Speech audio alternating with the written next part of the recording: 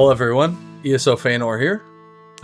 Today I'm making a hopefully quick video. I just wanted to go over crafting and how to get started as a beginner. I had some people in the guild actually asking yesterday, and it felt like a perfect time. There's a lot of stuff going on right now, even though it's not necessarily new to all of the players. There is a good amount of new players or people who haven't played in a very long time, which is awesome. We love to have you guys here. Always happy to see this community continue to thrive and live. But to get through some of the stuff, because I realize that we've been here for so long that a lot of these things we just take for granted, or we've done them so long ago that it's just second nature at this point, doing alts and whatnot. But it is a lot. If you're coming into this with no experience, there's a lot to take in. So I definitely get that. I'll start with just showing you the craft trees real quick. So we have alchemy, we have blacksmithing, clothing, enchanting, jewelry crafting, provisioning, and woodworking. And every single one of these professions has value. This game is amazing for crafting. It's not like a lot of the other ones where it's completely trivial and you get nothing out of it, waste a bunch of time and money, and you know, anything you can make is just turned into trash in like the next month or something. These things stay valuable, and most of the stuff that you make from them also stays valuable. Unless some like drastic changes happen, it's not very common. So always worth it to work on this. If you have the time and resources, you can also do multiple characters, and there's benefits to that. We will get to that. I just want to run through some of these things because they're pretty uniform throughout each profession. They're not all the same way, but there's some very valuable things to know that you might want to get to quicker had you not known. The Hireling traits, which will cost you up to 3 skill points when you can max them out. You'll get the first level pretty early on, but once you get close to maxing them out, it'll give you the best rewards that you can possibly get for your level and how much you have learned in the profession. There's so much nuance to that that I'll try to touch on, but it's just that every single day you log in and you will get rewards. So no matter what level you're at, you're going to get some kind of materials in your mailbox for every profession that you have the Hireling trait on, and that can happen for every character. So if you have however many characters, let's say you have 10 characters, and they all have a Hireling of some level, every character that you log into on that day, you will get rewards out of. It's really, really good, especially when you have multiple characters maxed out and far along into crafting. Some people make all of their characters master crafters. I'm not quite on that level. I've never put enough dedication into getting them all mastered. But I teach them patterns, recipes. I do a lot of the trait learning on each of the characters. I do it moderately because the more stuff that a character has learned, it actually influences the amount of stuff you'll get from things like the Hireling reward. So it's not talked about anywhere from ESO or ZOS themselves, but it is very well documented and tested by us long-term players. So whenever you have the means, don't stress about it. But on your alt characters, don't throw stuff away. If it's only worth like 10, 50 gold, something like that, just eat it. Have one of your alts eat it if you've already learned it on your main character. On your main, I would definitely try to get as much stuff collected as possible so you at least have one on its way to owning everything. All right? So that is the beginning. I feel like, oh yes, I wanted to talk about research times. We also have a trait here that as you put points into it, you can learn more than one trait. So you can be learning 1, 2, or 3 traits depending on the level of let's say carpentry here. And it'll also reduce the time that it takes to get those traits learned. And we're going to pop over to one of these crafting stations. We'll do blacksmithing. And I will take you to research. So let's say on your axe, you for your build, you're going to be using a lot of charged. It'd be very valuable to learn that first. It's going to be learned the quickest. It's extremely fast. So you would take an axe that's like green, blue, purple, and then consume it here. This would be, I'll show you on another character, but this wouldn't be highlighted. I have every single trait learned on every piece of gear, but on a character that doesn't, this would be like this color here. And You would learn it, I think it's 8 hours for the first time, if you have no other traits learned. So if you know you're going to need charged on your axe, learn that one first so you can have it the entire time you're playing. Anytime you need to craft a piece of gear, you can always make sure that you put charged on it. If you start learning other ones first, it increases the time of the next one you're going to learn. So if you have half of these done and then you realize you need charged on axes, it's going to take you a while. You're going to start the learning process and it's going to be days later that you'll have it unlocked. And then at the end of the process, if it's your last trait, I believe it's 30 days. With the upgrades, it's less than that. I'll have to test it out and show you the actual numbers. I don't have them in front of me. But you get the point. You do the ones that you're going to need the most often first. And I would suggest if you don't have specific ones on apparel, on any of the crafting styles, you do divines, because divines is always valuable. Most builds call for divines or can at least substitute divines for another trait. So if you end up getting the ability to craft certain sets that people desire, then having divines unlocked is very valuable. You can start pumping out gear and selling it on the trade post. Okay? So it's the same idea with all the pieces. So, you know, pauldron, same thing. You'll need a piece of gear that is green or blue or purple that you, I mean, legendary too, but let's never do that. It's never the right move. But you just need any garbage piece of gear that has that trait on it and fits that slot and material type. So if it's heavy, it'll only unlock heavy. If it's medium, only medium, and light, light. Okay, and we're here in the guild hall for Ironforge AH now, and these are Grandmaster crafting stations, so you can access many different sets at these tables. Depending on the guild that you're accessing, it's going to be different. I would say most major guilds have them all filled out. Ours is in a work in progress for obvious financial reasons, because of how the guild is funded. But these are all things that you can build instead of going to the crafting station in the world, which is it's a much more annoying way to do it. It takes a lot more time. You have to find the crafting table, travel all the way there, have all the stuff on you. In a guild hall, when you have Grandmaster crafting stations, you can have access to every single one that the guild has paid to unlock.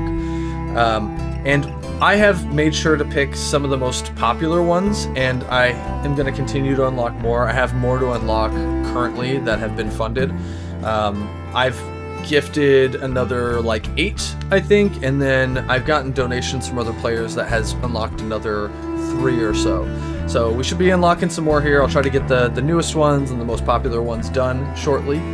But you would just come in here and say, you know, I want to make a Hunding's Rage and Hunding's Rage ring. You go to whatever level you want. All the different materials are for different levels.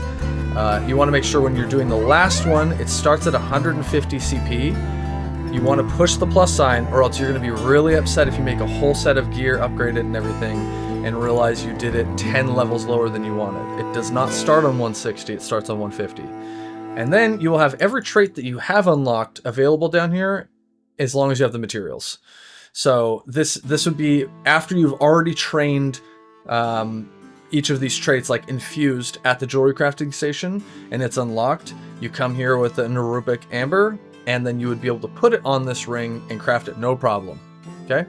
So that is how you go about crafting sets. If you did not want to, for whatever reason, you never wanted to join a guild, and you don't want to use any guild halls if anyone else ever, you could go out into the open world, and let me find like this. Here is the Chimera's Rebuke set. So if you wanted to make the Chimera's Rebuke set, you would take all of your materials here to this location, and those tables could only craft this set or regular gear. Like, this is the only set you could craft at this location, and that's the same for every set. So instead of, like, I had gone there already. We own this pattern. So I went there with tables. I absorbed the ability to craft them, brought them back to the guild hall, and put them into our Grandmaster crafting tables. So now we can access this one here remotely instead of going out into the world, trucking our way over there, and accessing it like that. It also can help if you don't have ESO Plus or you don't own certain parts of the game. If the guild hall that you access has it, you can craft the stuff even if you don't have that expansion. It's pretty neat for you guys. All right, and then I guess while I'm here, I can also touch on an important part about, well, it's all the time. We're talking about intricate gear for a second. So intricate means when you break this down, you're going to get 280% more experience than if you broke down any other piece of gear. It's the quickest way by far to level up your crafting professions by just getting a ton of these. You can get them naturally by playing, but it honestly is not that expensive if you want to farm gold a different way and then buy these off other players. They're usually running from 200 to 350 gold, give or take. Right now they're climbing up a bit higher, and I'll tell you why. This event boosts it by another 100%. So, and that's multiplicative, I think. So you're looking at a huge burst of XP if you finish leveling your crafting professions right now during Zeals. So I would highly suggest that you take advantage of that and get as much intricate gear as you can. Never vendor it.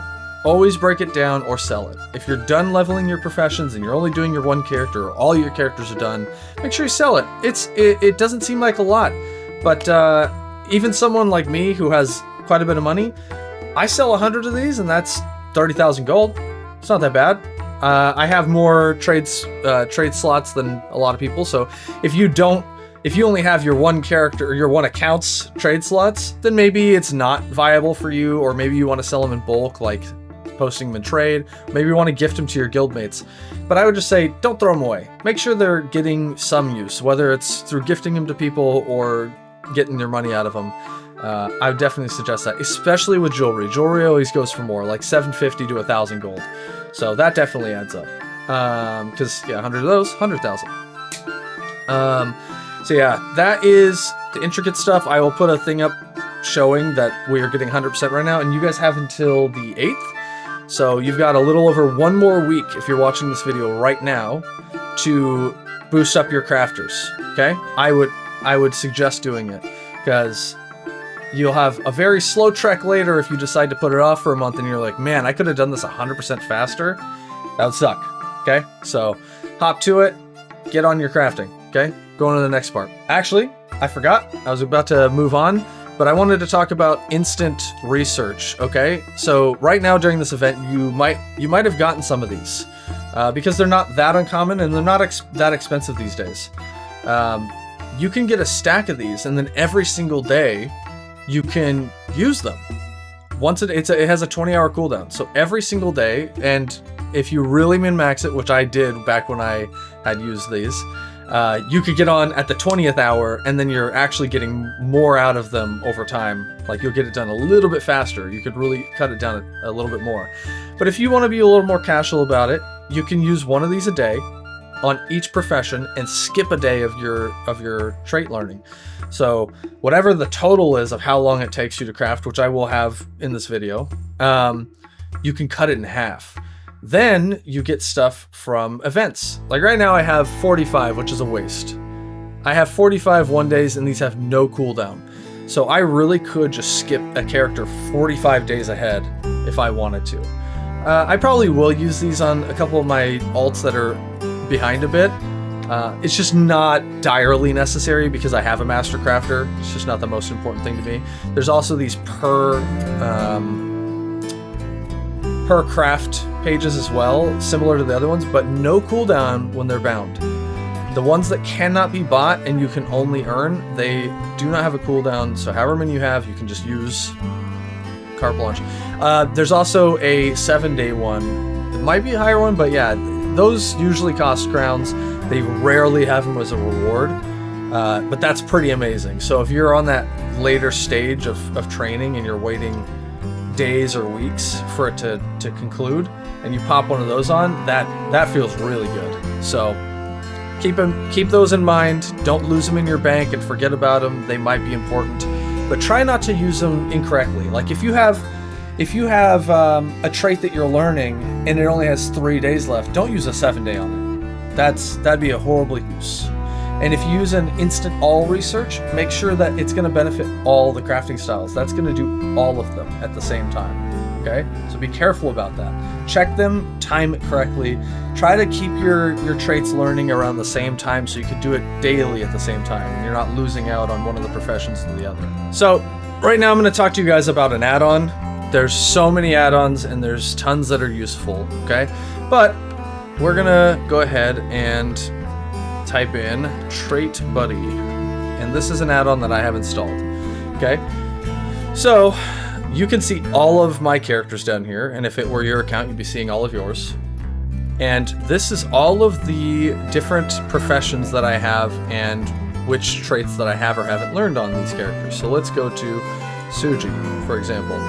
So Suji has quite a bit to learn. He was one of the latest ones that I had decided to make into a crafter, right? So I can see from here what I need, which is beneficial because this is a master crafter. If I want to get some of these traits learned, I can say, I need a mace with powered on it to research. I need a sword with power on it to research sword and a battle axe. And I can do that for each of these on my master crafter without getting on the character and like writing them down. I have it right here. So I can run right back up here. And let's say go to the blacksmith. And go to my sword, see powered, and boom. I've now crafted a sword with powered on it, a garbage sword. That's all it needs to be. Like you will find ones out in the wild that are green and above, but you can craft white gear with a trait on it at your master crafter or a character at least that has learned it. And then I'll just pop it in my bank or mail it. No, I can't mail it, so I'd pop it in my bank. Pick it up on the character or just go to learn it. It'll be in there. Banks are shared across the characters. So usually what I'll do is I'll look through that, find ones that I'll need to train, pop them in my bank, and then as I go through doing my daily writs, if they have a training available, I'll just throw them on real quick. Just super casual. Just get it going. Like, I finished some of the traits I was learning. Let's get it going, all right? The other thing I wanted to touch on, it's not really crafting necessarily, it's a little bit different, is transmute stations. And this is something that I did not learn about for the longest time after it had come out. I had neglected this for so long. I actually neglected it so long that I didn't really need to use it by the time I realized what it was. I'm constantly capped and I'm like spending them. I'm spending them just so I don't get that notification of saying I'm full and having my bags full. But I do have one on me like all the time because I don't want to delete it. It's a large one, just in case I need them for something. So Transmutation geodes, I'm sure you've seen these or the crystals. And you've just been like, I don't know what it is, but I'm getting them. So if I opened it, there's 100 in there. I cannot pick them up because I do not have the space for it. And that is something that cannot be stored in the guild or in the bank. So I'm stuck holding it unless I want to delete it. I delete the ones that are smaller than 100. 100 is a little crazy. So at your transmutation station, you can change traits of gear that you have as long as it's something that you've learned. So that's a pretty awesome thing. You can change the trait here. But these are traits that you have researched on that character. Okay? Now, the trick here is that a lot of people don't realize is I can do this on this character because I know everything on this character. So, but maybe I need this bow of fire with defending on it to send to a different character. I can do that. Because the banks are shared spaces and it doesn't bound it to the character, I can teach this character something like that. Let's do this one. Let's make it sharpened and hit transmute. It'll cost me 50 transmute crystals, which whatever. And now I have a sharpened bow of martial knowledge. I pop it in my bank and whatever character needed that now also has it. He can just use it immediately. So that's something that people really don't pay the most attention to. And then the second thing is this, which is really crazy. I feel like this gets ignored so much, but as you unlock sets, like all these set pieces and the stats that go with them, you can recraft them. At your transmutation station, which is in our guild hall or other people's guild halls usually. Sometimes they're out in the world too, but why not just use the guild hall? It's super, super easy. You can just come here and like, let's say, hey, I need this of Salvation set that I had deconstructed years ago. Well, I can just come here and make every piece that I've ever got before that I've broken down or learned. And it's here for you. Do I have a piece on me to learn from? I'm not going to use this, obviously. I'm going to be selling this. But if you see here, it says bind to add to your set collection. So you can either deconstruct it, equip it, or whatever to make it bind, or you can just say bind here. And then so you don't have to like deal with taking it back off. If you just say bind, it'll add it to your learned collection, and then I would forever be able to recraft that at the transmutation station. So I hope this helps somebody. I'm sure it will. Like I said, it went out of my purview for the longest time, so there you go. Alright. We're gonna go down to Suji, and we're gonna touch base on those research items that I placed in the guild bank, or I keep saying guild, in the bank. And I'm also gonna show you, I decided I'm gonna pick up all of the mail from all of the hirelings on these characters in one go, so you can see what you can earn. It's just slightly off because I had already picked up the mail on Feanor earlier today. So you're gonna see the rest of my characters being picked up at the same time, but you'll get the general idea. And you're gonna see it being picked up by Lazy Writcrafter. It just auto-loots them all for me, which is convenient as hell. And that add-on is one of the best add-ons in the game. It's extremely efficient for your time, and doing writs every single day would be an absolute nightmare if you had to sit there and craft them like console has had to do for years. I feel for them. I feel for you guys if you're on console. But I'm very glad to hear that you guys are joining the party here for something that you should have had a long time ago. That is so unfortunate. Crazy work if you guys were doing these things daily without these add-ons. But as you see, I just picked up, that's all of my writs for the day that I just picked up off those boards. Then if I go over to the crafting table, this is Lazy Writcrafter. Now, I felt very mixed about this when I first learned about it years ago, and I had to check. I was like, is this legal? This seems not right, but it is totally legal. It's something that Zos completely allows, and you're definitely not going to see me wasting my time doing something that isn't difficult. It's just time consuming if Zos allows us to bypass it. So this add-on is a lifesaver. So I'm getting spam from all the stuff I sold in recent time. But so I just go through. This is all of my writs for the day on this character, and I will do this on each character most days. There are times where I take breaks, and you should. If you have something going on in your real life, or you just fed up with it and you don't want to do it anymore, just do what you want, right? There's no obligation. Don't get FOMO. I try to say that all the time. Do not let FOMO get the best of you. Enjoy your time. I do this because I enjoy making money, and I kind of need to keep my profits up. But I picked those up. I clicked on the benches. The benches did the crafting, and then I click on the boxes. It also turns them in and opens the boxes. So all of these crates, which you get materials and rewards from, will handle themselves. As you see, they're opening right now. So if you're doing it the old school, difficult way, if you want to, do it. I'm not telling you have to use this, but it's a huge time saver, and if you're a really busy person, which I am, this can help you greatly, and it's totally legal. So if it doesn't feel right to you, or you do enjoy the process for whatever reason, it's fine. I just want to make sure people are aware. If you're actively choosing not to use it, that's a different thing. If you're not aware of it, that's what I'm trying to avoid. So hopefully this helped you there. What was the thing I was looking to show? Oh, that's right. It's over here. I'm doing the blacksmith. So on Suji, as I showed you on the other character, I had some things to learn. So if we go over to research, we will now see that I put a precise iron axe in there to learn. So it's that easy. It's there showing researchable. The other one says unknown up there. It means I do not have an item that is charged axe, okay? but I do have a precise one, so I can say research. Because I'm doing that research on the axe, I cannot now do defending. It would have to be a different slot. So I can do that sword I was looking at for powered, right?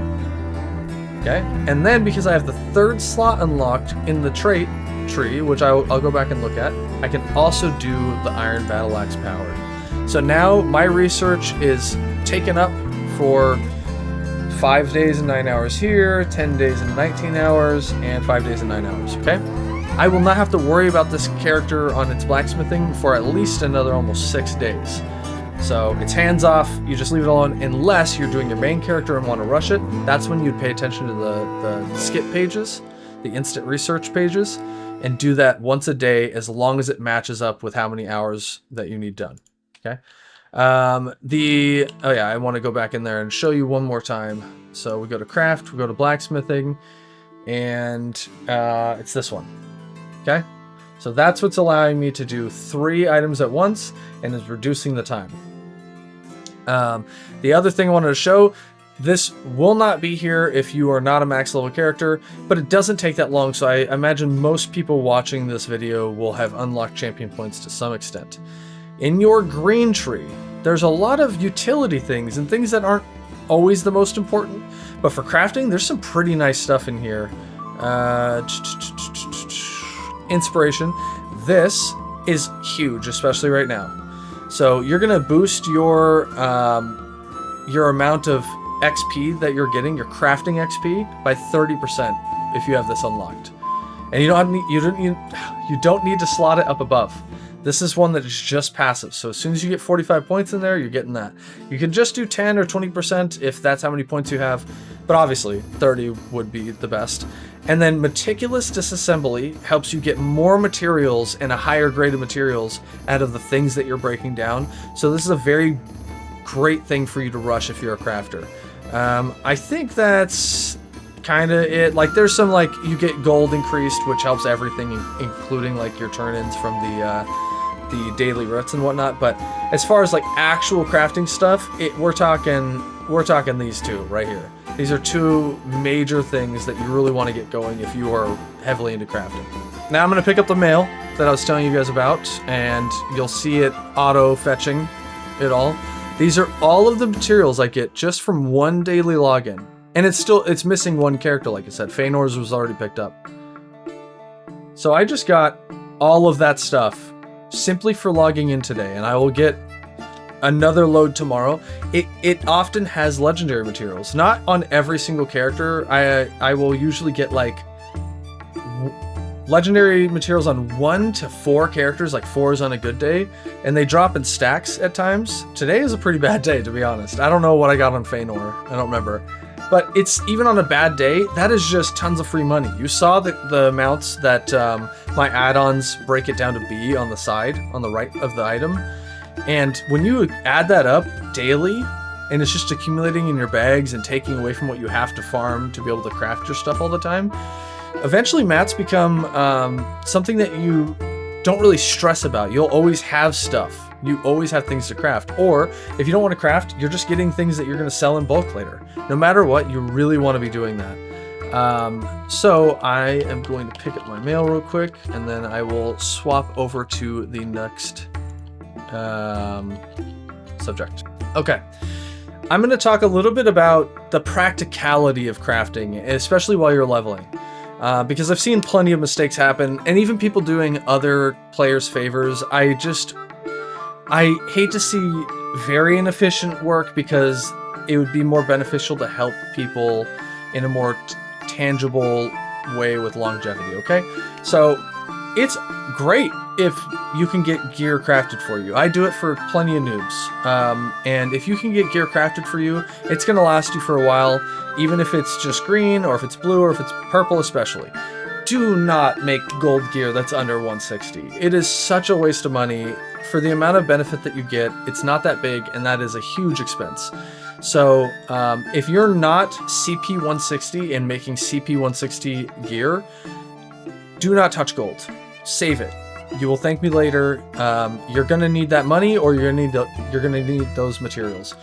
Purple is acceptable. If you really want to and you want that extra push, then you can do that. But while you're leveling, gear kind of has a 10 level lifespan, and that is not a harsh rule. You can make it last a lot longer than that, but you'll be pretty OP for those 10 levels, especially that first one. When the level matches you, and it's like blue or purple gear, and you have a full set, and you got set pieces that are working together and whatnot, it's extremely broken. But if you plan on maintaining like set after set every 10 levels or 15 levels or something, I'd go with more green or blue. You'll get more out of that for your materials. There's not really a great reason to go purple if you're going to constantly be replacing the gear. And you can put training on the gear. That is what I would recommend if you're actually leveling up. I just stole something on accident. You can put training.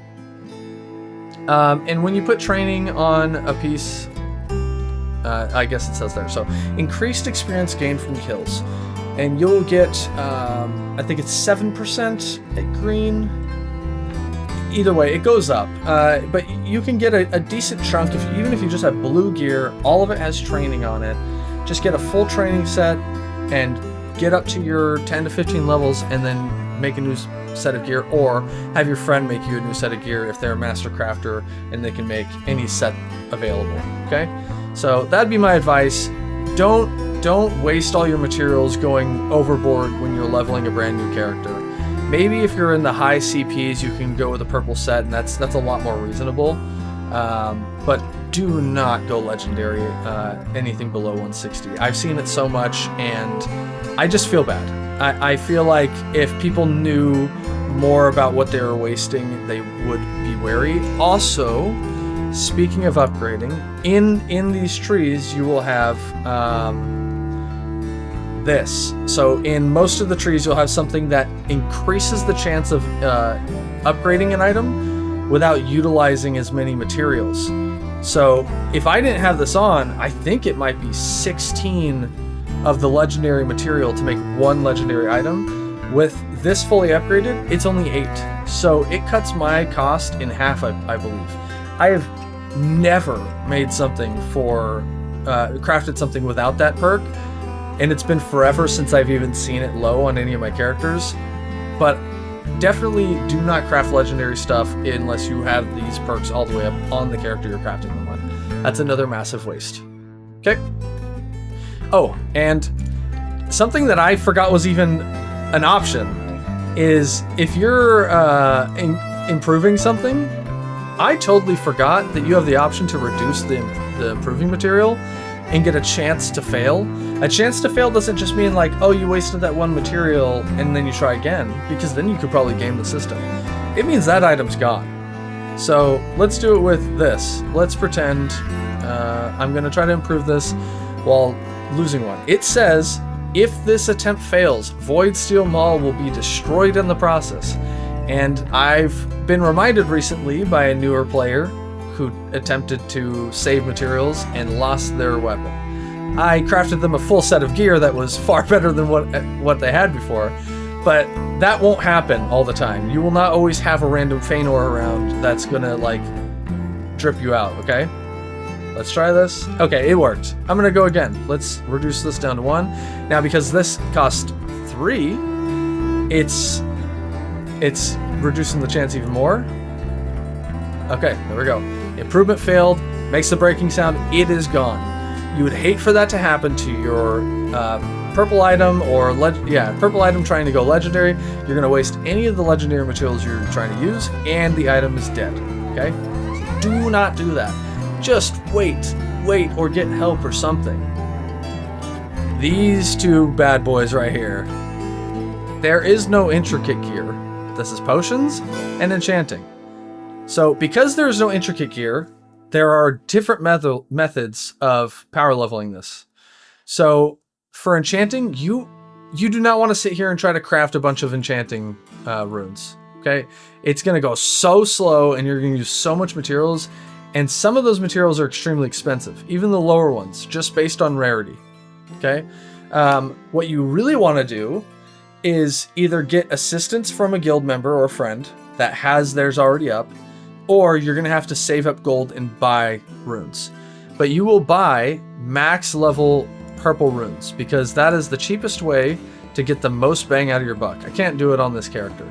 But if I was on Feanor, I would make like dozens of purple runes and then put them in my bank and then have my characters decon them. That is how I leveled them all to 50. I don't have enough points to put the trait points in to their crafting tree, but they're 50. And that's purely from doing that. So get help from people. They'll usually do it for free or cheap. Free is probably a close friend, but cheap is a guild member. And if you want to buy them off the market, they usually run from 800 gold to 1500 gold each. So it can get a little steep, especially if you're a newer player, but it's really not that bad. It's not the worst profession to deal with. Potion crafting is a bit of a different thing, okay? So let's pretend that I need to learn traits. I'm gonna not use my add-ons, and we're gonna just do this the all natural way. So I would have Beetle Scuttle, which I don't know what traits it has on it. I have no idea what it would combine with. Let's go with another one, another partially cheap one. So let's go Cornflower. It does not tell me what it's going to make. This is probably reminiscent to anyone who's played Elder Scrolls games in the past, because this is similar actually to like Skyrim, for example. You're going to just craft and see what it makes. Oh no, it made nothing. So now I wasted those two materials and the water, but I did get a little XP, and I learned that those don't go together, because now you would never want to combine those again, right? Let's go Cornflower and Russella. Yeah, let's see. Look at that. Sip of Ravage Health, and then it tells me the combination, what it made, and now I have that saved. It says Ravage Health. So you have that learned now. There is an add-on that makes all of this a lot easier. You would really have to mess around with this. I feel like this is a video in itself. But I will pretend real quick that I'm going to make a specific potion. So these are negative traits. I'm going to exclude these. And down here I'm going to say use selected reagents only, because I don't want to have the expensive ones included in the suggestion. So let me spend a little bit of time here clicking each of these. You'll notice I'm leaving out specific ones. You know, it's not as expensive as it used to be, but I'm going to leave it out anyway. This one as well. They've dropped in price. But the Dragon Realm, which used to be 20,000 each, believe it or not, just a year and a half ago, 20,000. Now it's only 2,000, but still more expensive. And Dragon's Blood used to be 8 to 12,000 gold, and now it is under 2,000 as well. And then Columbine, which used to be 3,000. I know this is like a useless lesson, right? History lesson. But now it's 900. Definitely on the low end. I just don't want to have those involved in the potion. So, at least not for leveling. I don't want to waste expensive materials just leveling. I don't need this stuff. But let's say I want to do Restore Health, and I wanted it to give me Protection. Okay? You can do more, especially as you put more points in and stuff, but let's just say that's what I'm going for, and I want it to be at the lowest level possible. Then I hit search. Okay, it's not going to help that I don't have things to learn on this. Let's just go with Restore Health. That one should have... Yeah, okay. So these are all the combinations of a potion that will restore my health. And if I had more things unlocked, I could do more combinations, and it'll give me every plant type together that will give me those bonuses on one potion. So even though this is unknown, this add-on is another really OP one. Totally legal, but very OP, very necessary. You would just hit craft. And now I know how to make Sip of Restore Health. Isn't that crazy? And you need this for daily writs and whatnot, depending on what the writ calls of you. So important to know. And that is essentially how you level. You just want to go up. As you gain more levels, you want to utilize... where am I going? You want to use the higher level liquid. That is how you increase it. That is what increases the level, and you'll get more XP for crafting those. Of course, sometimes they get more expensive, but that's just the way it is if you want to level your stuff up. Not all my characters are maxed out on alchemy, because there's not really a point until I go and farm more skill points on them. I've done the most profitable ones first, which is blacksmithing, clothing, woodworking, and jewelry crafting. Jewelry crafting is a little questionable, but it's still, in my opinion, worthwhile doing. These other ones are hit or miss for how much you get on your daily writ return and login return. Cooking is by far the easiest thing to level up. I don't think you even really need to hear me talk about it much. Just get as many of the patterns from the vendor as you can. Craft stuff with the very cheap materials you have. Choose the cheapest materials. Craft like 25 of them, right? And then put points into your profession. And then check back with them. As your level goes up, the vendor will sell more things. So you just keep buying their recipes or get some off the trade post or ones you found out in the world, and just keep crafting up until you're crafting level 50 stuff.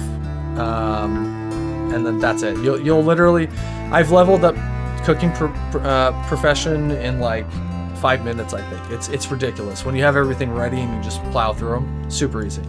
Okay, I think that covers it for this. Okay guys, I think that'll cover it for this video. I'm not going to go over master writs because I feel like that's a video of its own in the future. And I'll probably just do a short for going through all of the daily writs on my characters one of these days, maybe tomorrow or something like that. But I think this really gives people a general understanding of what they're doing. If you have any comments, if you feel like I've missed anything, or if any other crafters think that I did the thing where like I'm too deep in it and I'm just glossing over or something, let me know.